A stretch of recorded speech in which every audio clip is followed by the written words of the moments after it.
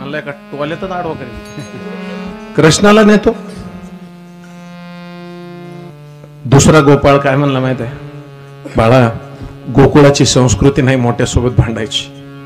दगड खाली फेकून दिला आणि पायावर दंडवत केला. बाबा तुम्हाला आमची शपथ आहे, देवाला नका देऊ, कारण तो जर इथून गेला तर आमचा अन्नदाता जाईल. उद्यापासून आम्ही काय खायचं. गरिबाची परिस्थिती फार वाईट असते महाराज.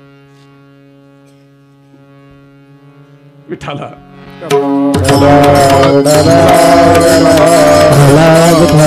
आम्ही काय खायचं सांगा ना. त्यांच्या चिमुकल्या लेकरांच्या डोळ्यातलं पाणी बघितलं. आक्रूर असे वर बघायचे, म्हणायचे हरी एवढ्या लोकांचं मन तोडल्याचा मला काय दंड मिळेल. ते पोरं म्हणले सांगा ना काका, नाही नेणार म्हणून. तर ते आक्रूरजी म्हणले मला त्यांचं घर दाखवा ना. ते म्हणला दाखवतो, पण आधी आमची शपथ खा. ते म्हणले नाही तुमची शपथ मी नाही नेणार त्याला. आणि मग घर दाखवायला नेलं. ऐका ना, झोपाळ्यावर असे बसलेले नंदबाबा यशोदाची, आहा हा हा ब्रज की अवस्था आहे महाराज. अशी बसले. लांबून पोरांनी दाखवलं ताई, दादा लांबून दाखवलं आई. तेव्हा ते झोपाळ्यावर बसलेत ना, ते आमच्या सगळ्यांचे वडील आहेत नंदबाबा.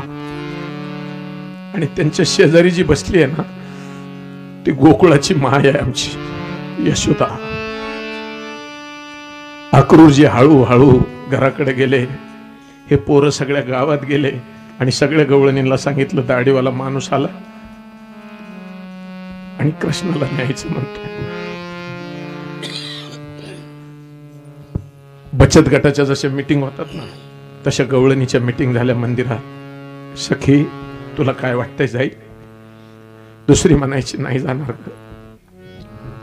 अगं मी त्याला बघितल्याशिवाय पाणी पित नाही, तो मला सोडून कसा जाईल. काली कंबली वाला मेरा यार है. जाणार मी तिथवर जाणार, पण अगोदर माझ्या सोबत. सगळे सभंगडी रडत, वो मेरा यार है मेरा दिल.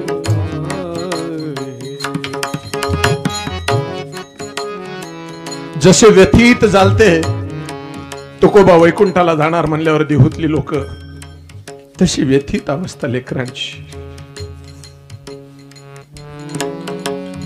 यशोदेकडे बघितलं. मी तुम्हाला बोलतो बाबा, ऐका सगळे. हा, एखादी अवघड गोष्ट सांगायला जर कोणी बातमी द्यायला आलं जुन्या काळात, तर आपण घरातल्या बायकोला किंवा आपल्या आईला त्यांना मध्ये पाठवायचो, बरोबर का, तर ते धक्का बसू नये म्हणून. तसं महाराजांनी विचारलं नंदबाबांनी, आक्रूरजी कसे काय आले तुम्ही. आक्रूरजी काय म्हणले माहित आहे, यशोदा आईला मध्ये पाठवा. यशोदा मध्ये गेल्या. पण जुन्या काळातले जे बांधकाम आहेत ना महाराज, ओ आताचे इंजिनियर सगळे फेल आहेत. स्वयंपाकघरात घसली ना बाई, तरी तिला दरवाजातून कोणी आलं आणि बैठक मध्ये कोण बसले ती दिसायची, खिडक्या असायच्या. तशी यशोदा तिथं जाऊन बसली ना, ऐकत होती. आक्रूरजीने हात जोडले म्हणले, नंदजी कंसाने पाठवलंय तुमच्या बाळाला न्यायचं. एवढं म्हणूस तर यशोदा बाहेर आल्या पळत, असे हात जोडले.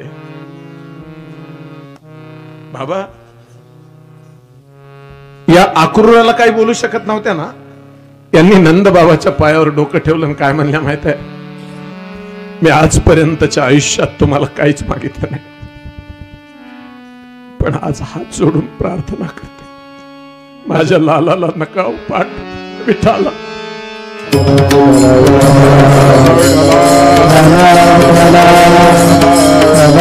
आपको पता नहीं नंद जी, लाला चला जाएगा.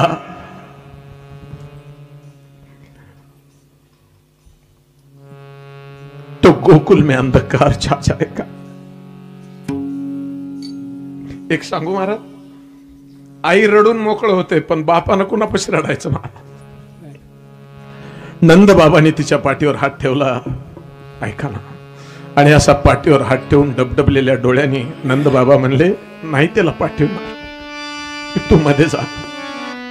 पण यशोदेला माहित होत की माझ्या नवऱ्याचा स्वभाव काय आहे. यशोदा स्वयंपाकाला बसल्या, डोळ्यातून अश्रू वाहत होते. आई ज्या वेळेला असा स्वयंपाक करते ना महाराज, मिलिटरी मॅनची आई असते ना, उद्या पोरगा ड्युटीला जाणार आहे कळालं ना की रात्री स्वयंपाक करताना तिचे डोळे भरलेले असतात. तशी यशोदा रडायची. मला एक जण असं म्हणलं, मी कीर्तन झाल्यावर, महाराज तुम्ही यशोदा रडायची म्हणलात, यशोदाला आरतुर बोललात. मी म्हणलं माईला आरतुरच बोलतात ना. माईला जर असं म्हणलं आऊ साहेब तुम्ही जेवलात का, तर आई म्हणे ह्याला दवाखान्यात दाखवा, येडवणी करायला. किती सुंदर आहे महाराज. यशोदेनं स्वयंपाक करत, माझा देव आला गाई चारून, आणि गाई बांधल्या. माय बापा इकडे लक्ष द्या. गाई बांधल्या आणि जगाचा बाप पळत जाऊन यशोदेच्या मांडीवर बसला. असं बघितलं, माँ आज तुम रोई हो, आज तू रडलीस नाही. नहीं तो लाला मैं रोई नहीं. दादा ज्याची माय जिवंत आहे, एक विनंती करतो महाराज, तुम्ही बसलात ना भामचंद्रावर, एक नवा संकल्प करा. जेवढ्या माझ्या मायबाप इथं बहिणी भाऊ बसलेत ना, ज्याचे आईबाप जिवंत आहेत ना, वर्षात एक दिवस तरी तुमच्या हाताने असा घास तुडून त्यांच्या तोंडात घाला.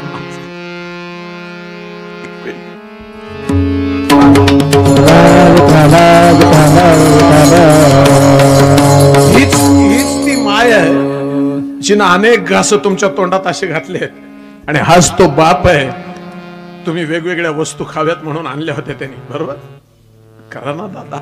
मेल्यावर 10व्याला गुलाबजामुन केल्यावर तुम्ही कावळ्यांनी दोघांनीच खायचे महाराज. डबडबलेले डोळे. माँ तुम रोई हो, नहीं तो लाला मैं नहीं रोई बेटा. माँ तो फिर आंखें, तर ती म्हणली चुलीतल्या लाकडाचा धूर जालताना म्हणून डोळ्यात पाणी. नाही माँ मुझे पता है तेरे बच्चे तुझको प्यारे, रावण हो या राम. ए माँ तुझे सलाम, ए माँ. डोळे डबडबलेले.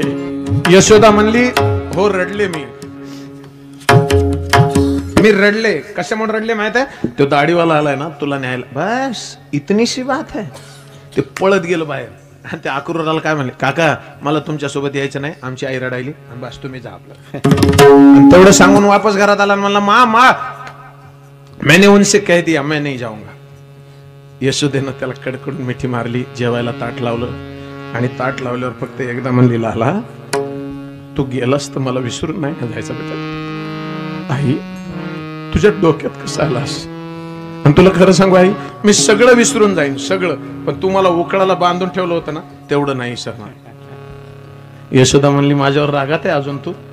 नाही माँ मैं